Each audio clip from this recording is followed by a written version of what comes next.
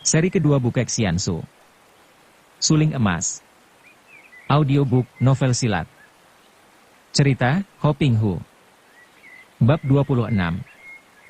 Beratap langit berlantai bumi, di sanalah tempat tinggal kami tidak punya makan pakaian, kami tinggal minta. Apa-apa kekagetan Lucian ada sebabnya. Pernah ia mendengar nyanyian sederhana ini dari mulut ayahnya yang memuji nyanyian itu sebagai syair yang baik dan berisi dari perkumpulan pengemis hati kosong, Hong Sim Kaipang. Menurut penuturan ayahnya, di antara perkumpulan-perkumpulan pengemis yang besar-besar, yang paling terkenal dan amat banyak anggotanya, adalah Hong Sim Kaipang itulah. Mereka itu rata-rata memiliki ilmu kepandaian yang tinggi dan biarpun hanya perkumpulan pengemis, namun sesungguhnya merupakan orang-orang yang menjadi penganut agama gabungan Buddha dan Laozu. Karena filsafat Laozu, maka mereka namakan diri pengemis hati kosong, dan karena pengaruh ajaran Buddha, maka mereka mengemis ke sana kemari, hidup sederhana sekali. Lucian masih teringat beberapa tahun yang lalu ayahnya menyatakan bahwa ketua perkumpulan pengemis hati kosong ini adalah Eugene Tianglo, seorang yang memiliki ilmu silat tinggi, ahli bermain toya dan tongkat. Biarpun tidak secara resmi, namun pada umumnya para perkumpulan pengemis lain di beberapa provinsi mengakui Hong Sim Kaipang sebagai partai induk dan semua peraturan mengenai dunia pengemis bersumber kepada perkumpulan pengemis hati kosong inilah. Kiranya hanya perkumpulan pengemis Banhua Kaipang, perkumpulan pengemis Selaksa Bunga, di pantai timur sajalah yang dapat menandingi kebesaran nama Hong Sim Kaipang. Pada saat Lucian termenung mengingat cerita ayahnya, suara nyanyian mereka sudah berhenti, tinggal suara ketukan tongkat di atas batu-batu jalan saja yang terdengar, makin lama makin dekat. Ketika Lucian melirik ke arah laki-laki gagah di dekat pintu, orang itu juga menggeser kursinya menghadap pintu, akan tetapi wajahnya tidak membayangkan sesuatu, tetap tenang dengan awan kedukaan menyelimutinya. Orang itu masih tetap makan buburnya dengan sumpit, sebentar-sebentar diseling minum araknya. Karena penggeseran kursi itu, maka kini Lucian duduknya berhadapan dengan laki-laki itu dan diam-diam ia harus mengakui bahwa laki-laki itu tampan dan gagah, amat menarik hati. Muncullah kini rombongan penyanyi itu di depan pintu. Mereka terdiri dari 3 orang pengemis, pakaian mereka bermacam-macam akan tetapi kesemuanya sudah rombeng, penuh tambalan, bahkan ada seorang di antara mereka yang kaki celana sebelah kiri buntung sampai di atas lutut. Ada pula yang kaki kanannya telanjang sedangkan kaki kiri bersepatu baru. Orang ketiga masih muda, biarpun pakaiannya tambal-tambalan dan robek-robek, namun kainnya bersih sekali dan jelas tampak pengemis muda ini, pasang aksi, ketika matanya memandang Lucian. 3 orang pengemis ini kelihatan tercengang kaget ketika melihat laki-laki tadi, dan segera mereka maju ke depan, mata mereka tiba-tiba mengandung sinar kemarahan, akan tetapi mulut mereka masih senyum-senyum. Hanya si pengemis muda saja yang kadang-kadang melirik tajam ke arah Lucian. Agaknya perhatiannya terhadap laki-laki tadi amat terganggu oleh hadirnya Lucian yang membetot semangatnya. Pengemis yang bersepatu sebelah itu mengetuk-ngetukkan tongkat berirama, lalu membuka mulutnya bernyanyi, suaranya parau dan dalam seperti suara seekor katak besar. "Tamu tadi undang datang kemari, apakah hendak menyerahkan diri?" Laki-laki gagah itu menghabiskan buburnya, lalu berteriak memanggil pelayan dengan suara tenang. "Hei, Bung Pelayan. Tolong tambah bubur setengah mangkok lagi." Pelayan segera datang, akan tetapi ketika melirik keluar pintu ia menjadi marah. Setelah mengisi mangkok kosong dengan bubur dan menghidangkannya ke meja si laki-laki gagah, pelayan itu lalu mendamprat keluar pintu. Kalian ini bagaimana berani tak tahu aturan begini?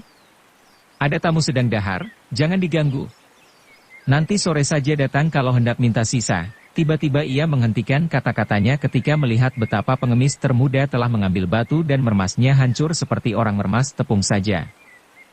Pelayan itu mengenal gelagat, tahu bahwa 3 orang pengemis itu bukan pengemis biasa, maka mukanya menjadi pucat ketika ia menoleh ke arah tamunya yang enak-enak makan, kemudian cepat-cepat ia pergi menjauhi. Pengemis muda itu dengan lagak sombong membuang hancuran batu ke atas tanah, matanya melirik ke arah Lucian mengharapkan pujian.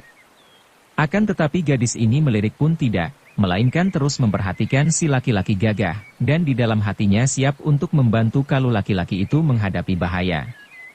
Tanpa mempedulikan teguran pimpinan tadi, pengemis kedua yang kaki celananya panjang sebelah, menyambung nyanyiannya. "Menyerahkan diri membayar hutang baru si kecil diantar pulang. Pengemis muda segera menyambung nyanyian ini, suaranya dibuat-buat dan memang suaranya merdu, matanya melirik Lucian dan bibirnya tersenyum-senyum. "Diantar pulang ke rumah siapa? Apakah si manis ada yang punya?" Mendengar nyanyian terakhir ini, tiba-tiba lelaki itu menoleh ke arah Lucian dan dalam beberapa detik dua pasang mata bertemu. Muka lelaki itu menjadi merah, sinar matanya tampak terpesona lalu bingung. Namun jelas bahwa dengan kekerasan hati laki-laki itu dapat menyadarkan kembali kebingungannya karena terpesona oleh kecantikan wajah Lucian yang sejak tadi tidak dilihatnya. Ia memaksa mukanya kembali menunduk dan tenang-tenang saja makan buburnya dengan sumpit. Juga hati Lucian berdebar aneh ketika mereka bertemu pandang tadi. Melihat pandang mata orang itu, ia seperti dapat menjenguk isi hatinya. Jelas sekali laki-laki itu kagum kepadanya. Biasanya, semua laki-laki yang memandangnya tentu kagum dan jatuh hati, akan tetapi hal itu malah membuat Lucian kadang-kadang tersenyum mengejek di samping kebanggaannya. Sekali ini tidak. Ia merasa girang sekali. Tiga orang pengemis itu jelas menunjukkan nyanyian mereka kepada orang itu, kecuali pengemis muda yang menyelewengkan nyanyian ke arah Lucian. Kini melihat orang itu sama sekali tidak peduli mereka menjadi marah. Si pengemis muda menggerakkan tangannya dan menyambarlah sinar kehitaman ke arah leher laki-laki gagah. Lucian diam-diam kaget sekali, tahu bahwa itu adalah senjata rahasia, yang biarpun tidak terlalu hebat namun cukup berbahaya kalau si laki-laki tidak dapat menghindarkan diri. Akan tetapi hatinya lega dan kagum ketika melihat laki-laki itu mengangkat sumpitnya dan paku hitam yang menyambar lehernya telah terjepit di antara sepasang sumpit. Kemudian tangan yang memegang sumpit bergerak, paku hitam menyambar dengan kecepatan beberapa kali lipat daripada tadi ke arah si penyerang. "Au!" Pengemis muda yang aksi itu meloncat-loncat dengan kaki kanan sambil mengaduh-aduh dan memegangi kaki kirinya yang diangkat-angkat. Paku tadi, pakunya sendiri yang biasanya ia sombongkan sehingga ia memakai julukan Tou Hiat Eng, si paku penembus jalan darah, kini telah menancap di paha kirinya sampai tidak kelihatan lagi kepalanya. Dua orang pengemis melihat ini menjadi marah sekali. Si celana panjang sebelah menerjang dengan tongkatnya yang ditusukkan ke arah muka sedangkan pengemis sepatu tunggal itu mencabut golok lalu membacok ke arah leher. Namun orang itu masih enak-enak makan buburnya yang belum habis, membiarkan dua senjata itu menyambar sampai dekat sekali. Kali ini Lucian benar-benar kaget. Sungguh berbahaya sekali ketenangan yang berlebih-lebihan itu, pikirnya. Cepat tangannya menyambar sumpit yang tadi ia pakai makan, sekali tangannya bergerak sepasang sumpit itu meluncur ke depan seperti anak panah melesat dari busurnya. Terang! Aduh! Aduh! Peristiwa yang menjadi beberapa detik mengherankan sekali.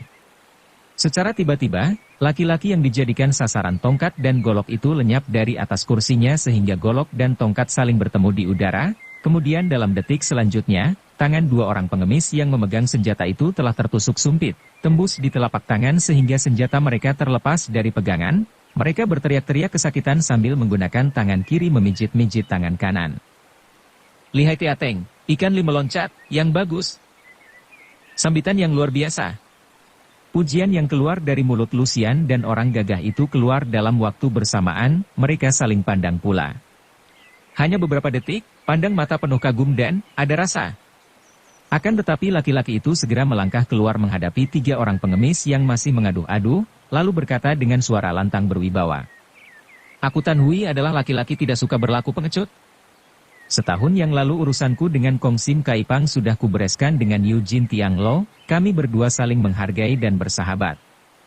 Kenapa sekarang tanpa alasan Kong Sim Kaipang mengganggu anak kecil? Kalau ada urusan silahkan Eugene Tianglo menemui aku, mengapa mengutus segala macam anjing kecil macam kalian? Hayo katakan kepada Eugene Tianglo bahwa aku Tan Hui ingin bicara dengan dia sendiri. Pergilah." Dengan tangan kanannya laki-laki yang bernama Tan Hui itu mendorong. Hawa dorongan ini menimbulkan angin dan tiga orang pengemis yang sudah terluka itu roboh terguling. Mereka merangkak bangun, meringis kesakitan, lalu yang sebelah kakinya telanjang memandang dengan mata melotot kepada Lucian. "Nona, kau siapakah dan mengapa mencampuri urusan kami? Apa hubunganmu dengan Hui Kiam Eng Tan Hui?" Lucian tersenyum, manis sekali senyumnya sehingga pengemis muda yang pahanya terluka itu untuk sejenak melupakan rasa nyerinya. "Aku bukan apa-apa dengan orang gagah ini, adapun namaku Lucian. Karena jemu menyaksikan sikap tengik kalian, maka aku menjadi muak. Masih untung sumpitku tidak kutujukan kepada kepala kalian. 3 orang pengemis itu memandang dengan mata melotot, kemudian mereka membalikkan tubuh dan sambil menuntun pengemis muda yang terpincang-pincang mereka meninggalkan tempat itu. Lucian tadi kaget juga mendengar laki-laki itu memperkenalkan namanya. Tentu saja ia sudah mendengar akan Hui Kiam Eng, pendekar pedang terbang, yang amat terkenal di daerah timur ini, seorang yang kabarnya amat lihai ilmu pedangnya dan terutama sekali ginkang, ilmu meringankan tubuh, yang dimilikinya tak pernah menemui tanding. Tadi ia sudah menyaksikan gerakan yang biasa saja, namun dilakukan oleh Tan Hui dengan hebat luar biasa. Dia sendiri tak mungkin dapat melakukan gerakan ini secepat itu. Di lain pihak, Tan Hui mengingat-ingat dan ia tak pernah mendengar nama seorang pendekar wanita bernama Xian dengan nama keturunan Lu. Akan tetapi sambitan sumpit tadi jelas membuktikan bahwa wanita cantik jelita seperti bidadari di hadapannya ini adalah seorang ahli silat yang berilmu tinggi. Ketika ia memandang wajah yang tersenyum itu, sepasang mata yang bagaikan bintang begitu bercahaya, bening dan berbentuk indah sekali, hidung mancung dan bibir merah basah, rambut sinom yang terurai di kening, benar-benar membuatnya terpesona dan dengan gagap ia berkata sambil mengangkat kedua tangan di depan dada. "Nona, banyak terima kasih atas bantuanmu tadi." Lucian tersenyum, tampaklah deretan gigi yang laksana mutiara, kemudian bibirnya bergerak-gerak ketika bicara, matanya bersinar-sinar. "Ah, itu bukanlah bantuan namanya dan tidak ada artinya. Kita mempunyai perasaan yang sama, bukan?" Sama-sama sebal menyaksikan 3 orang jembel tadi. Hening sejenak, dan tiba-tiba Lucian menahan tawanya melihat betapa orang itu memandangnya dengan melongo, jelas terpesona dan seperti lupa keadaan. Tan Hyong, kau kenapa?" tegurnya, tersenyum manis. Tan Hui gelagapan. Selama hidupnya belum pernah ia menyaksikan wanita begini cantik jelita, yang bibirnya bergerak-gerak dan matanya bersinar-sinar. Kau hebat sekali. Kembali Lucian tersenyum lebar dan untuk sesaat mereka hanya berdiri saling pandang dengan kaku. Akhirnya Lucian berkata, "Apakah kita akan terus bicara sambil berdiri saja?" Kembali Tan Hui baru sadar akan keadaan yang serba canggung itu, maka ia menjadi malu, merah sekali mukanya ketika ia berkata, "Silakan, Nona. Mari silakan duduk." Mereka duduk semeja, saling berhadapan. Sudah lama aku mendengar tentang Hong Sim Kaipang. Kabarnya perkumpulan pengemis itu terkenal sebagai perkumpulan baik-baik, diketuai oleh Yu Jin Tianglo yang lihai dan terkenal sebagai tokoh baik-baik.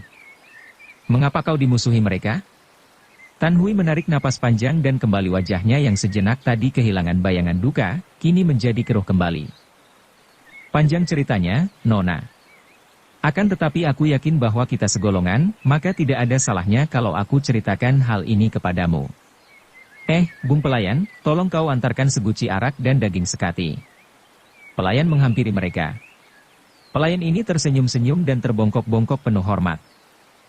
"Maaf, Tai Hiap.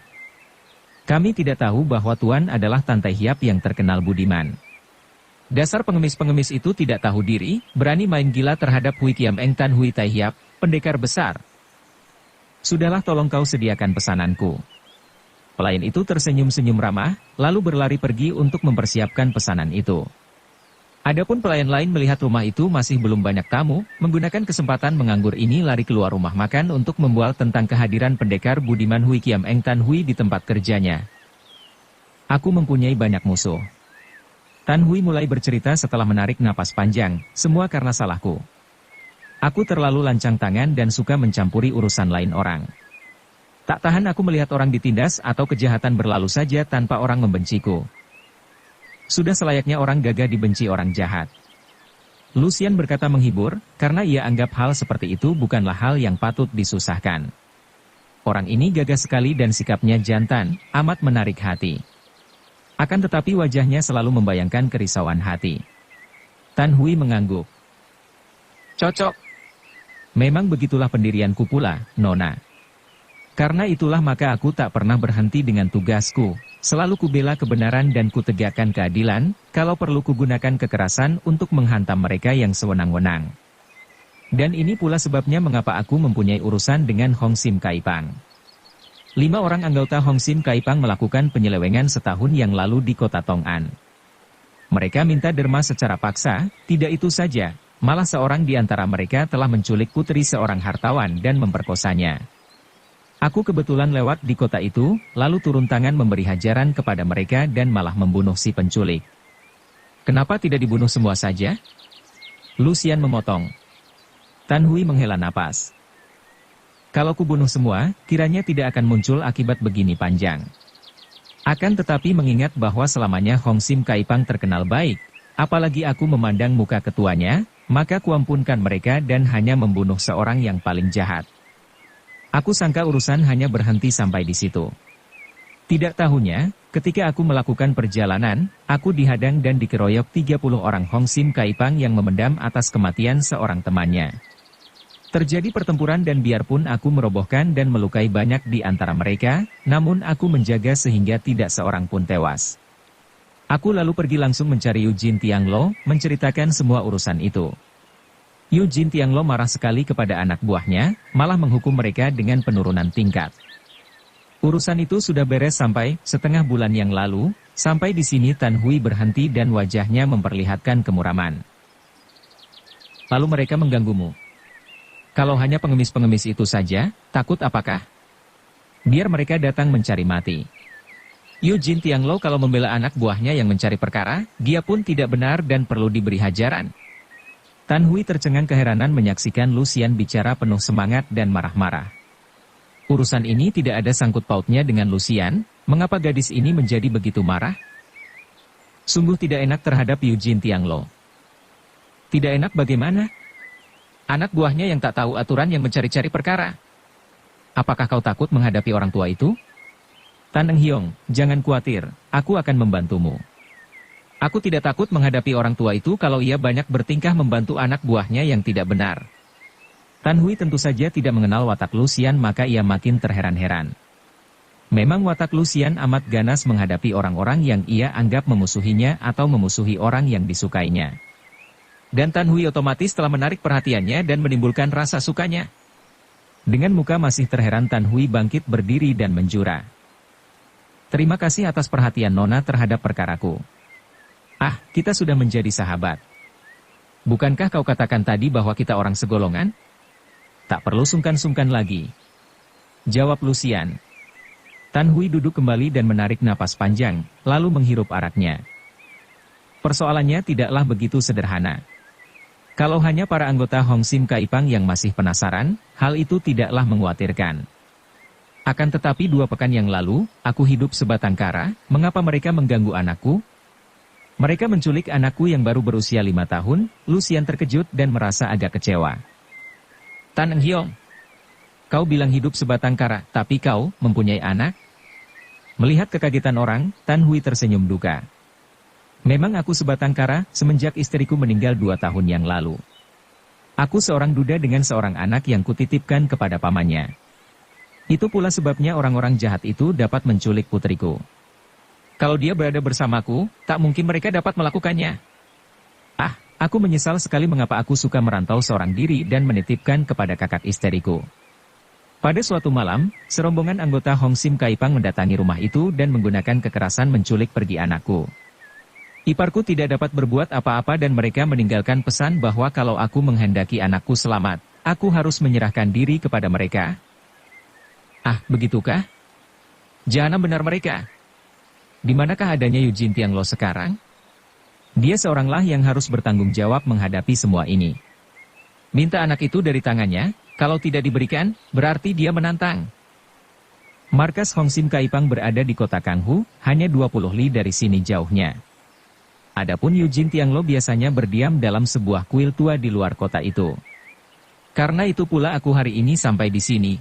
Siapa tahu, agaknya Eugene Tianglo sudah menyuruh anak buahnya sengaja datang untuk menentang. Tak usah takut. Kita serbu saja ke sana. Mari kita ke sana, aku akan membantumu, Tan Eng Hiong. Nona Lu, bukan aku tidak menghargai penawaranmu yang amat berharga itu. Akan tetapi, urusan ini mengenai pribadiku sendiri, sedangkan Eugene Tianglo amat lihai, belum lagi anak buahnya yang banyak. Aku tidak takut. Aku percaya, Nona. Kepandaianmu tinggi. Akan tetapi, aku seorang duda yang mencari anaknya, Sedangkan kau seorang nona terhormat, seorang gadis muda yang baru saja kujumpai. Kalau orang luar melihat, tentu, kiranya amat tidak baik untuk namamu kelak. Tiba-tiba Lucian serentak bangun berdiri, alisnya berkerut, matanya berkilat. Apa peduliku akan pendapat orang luar? Aku suka membantumu, siapa melarangku? Tentang kau seorang duda, apa salahnya? Aku pun seorang janda. Kita maju bersama untuk menghadapi Hong Sim Kaipang, seorang duda dan seorang janda, mana yang lebih cocok lagi? Tan Hui tertegun dan diam-diam berdebar hatinya. Belum pernah selama hidupnya ia bertemu dengan wanita begini cantik jelita, begini berani dan terbuka. Kata-kata yang keluar dari mulutnya mencerminkan isi hatinya, tinggi ilmu silatnya. Seorang janda pula. Pada saat itu terdengar bentakan dari luar rumah makan. Orang syaitan, keluarlah dan lekas berlutut untuk kami tangkap dan hadapkan kepada ketua kami. Mereka benar-benar amat tak sabar. Heran aku mengapa Hong Sim Kaipang dalam waktu setahun telah begini berubah. Kau lihat saja bagaimana aku mengajar mereka. Sekali menggerakkan kakinya Lucian sudah meloncat keluar menghadapi dua orang pengemis tua yang berdiri di depan rumah makan. Akan tetapi Lucian mendengar desir angin dan tahu-tahu Tan Hui sudah pula berada di sampingnya. Kembali ia kagum bukan main dan harus ia akui bahwa nama besar Hui Kiam Eng sebagai jago ginkang nomor 1 benar-benar bukanlah omong kosong belaka. Ia tadi sudah sengaja mengerahkan ilmunya meringankan tubuh ketika meloncat, sebagian untuk pamer kepada Tan Hui, juga untuk membikin jerih kedua orang pengemis tua. Siapa kira, gerakannya itu bagi Tan Hui agaknya kurang cepat karena dalam sekejap mata ia tersusul. Nanti dulu, adik Xian, bisik Tan Hui yang kini tidak tahu harus menyebut apa kepada Lucian. Menyebut nona tidak tepat karena Lucian ternyata bukan seorang gadis, melainkan seorang janda seperti pengakuannya.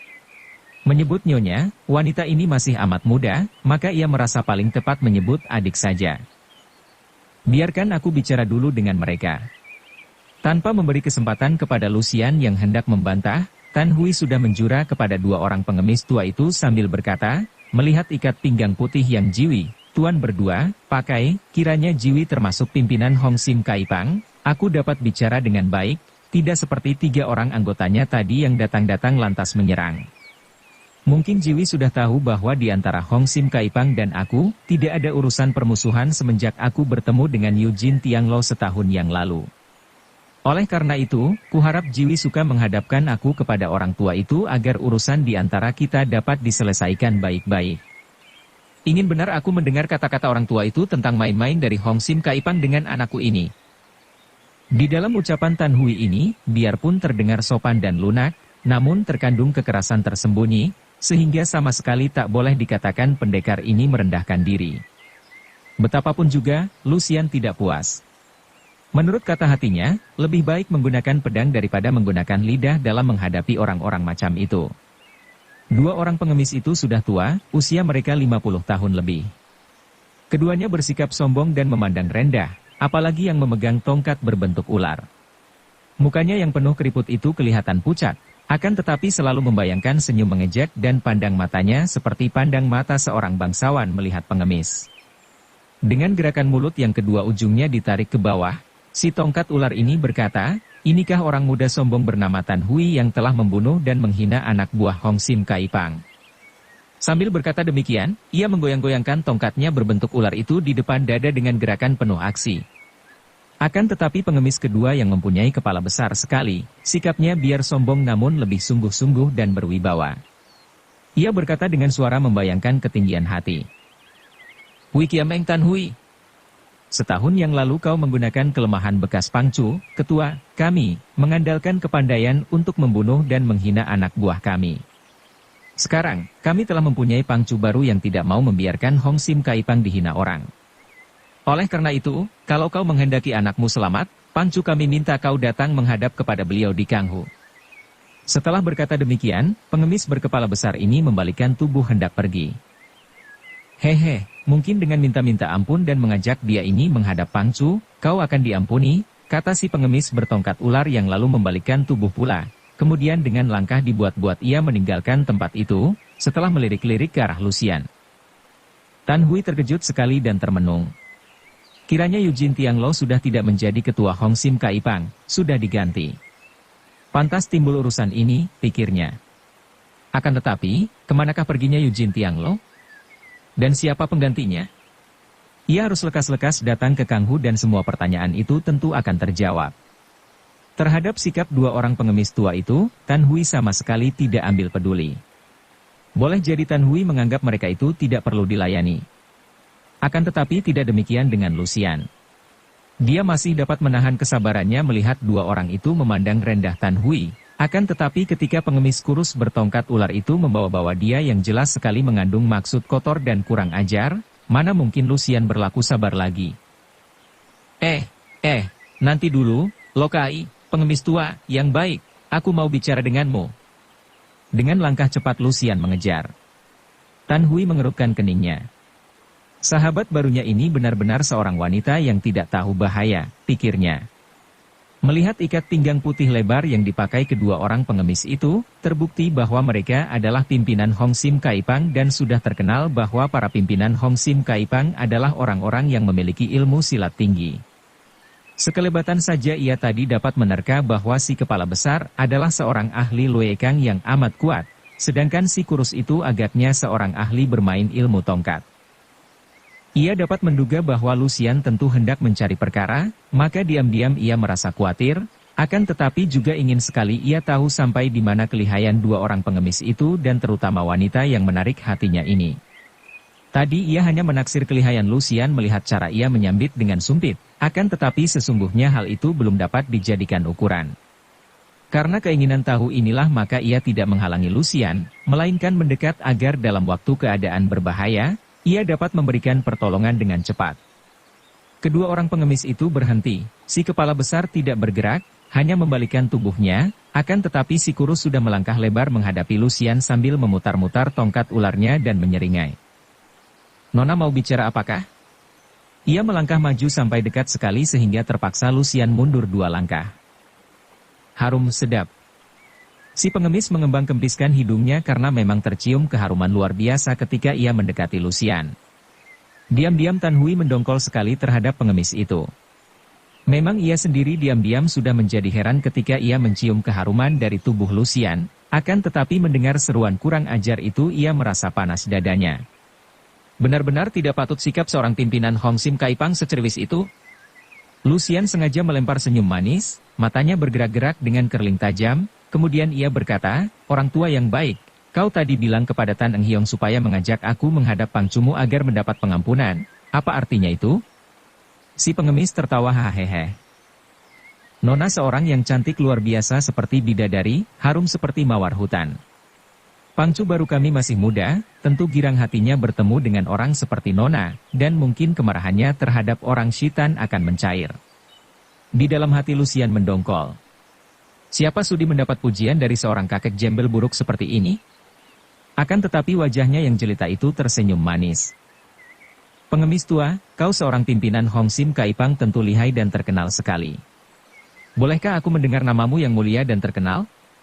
Si kurus kegirangan, terkekeh sampai keluar air matanya.